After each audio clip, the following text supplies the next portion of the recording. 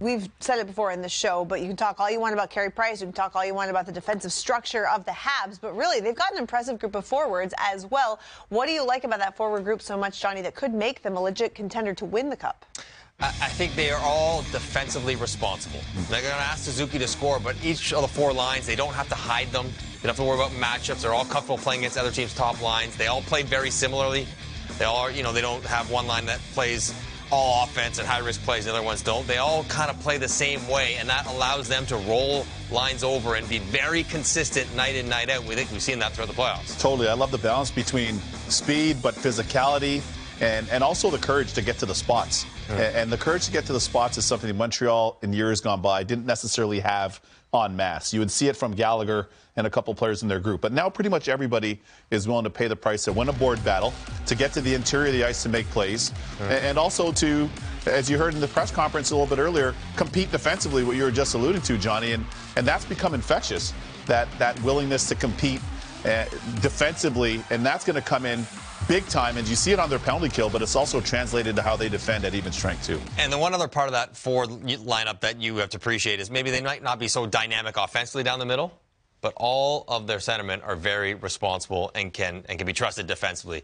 Suzuki and Kotkaniemi are pretty young. We know how great he is, and even Eric Stahl on the back end. They all are kind of smart defensive players down the middle, which really anchors what they try to do in their own end. So don't count the Habs forward lines out, but we do need to give a nod to the Lightning forward lines as well. When you look at this, it does look like a mismatch on paper, right? Because you talk about this number of superstars that we see here and the number of weapons that they have at their disposal. Again, assuming Kucherov is good to go for Game 1 and the rest of the Stanley Cup Final, this is a formidable lineup that you're trying to beat if you're the Montreal Canadiens. Where is the weakness? Is there any, or is this the best forward group in the National? Well, you know what?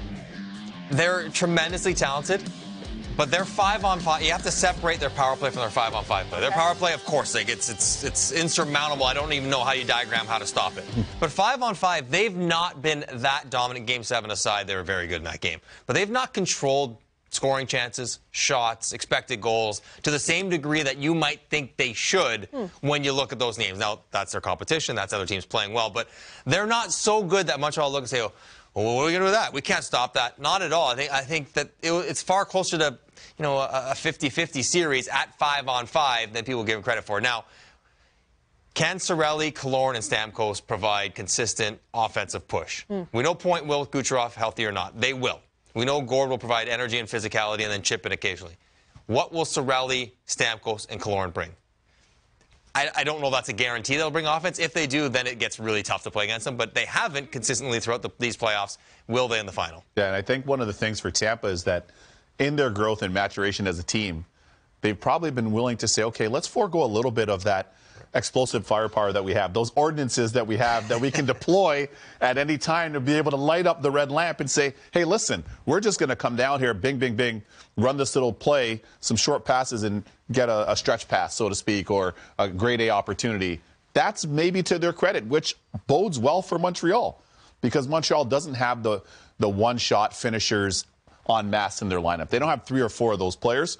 They have Cole Caulfield. You can maybe put Suzuki in that mix a little bit. Maybe but Toffoli, but that's about, Exactly, exactly, yeah. Okay, interesting to watch these matchups.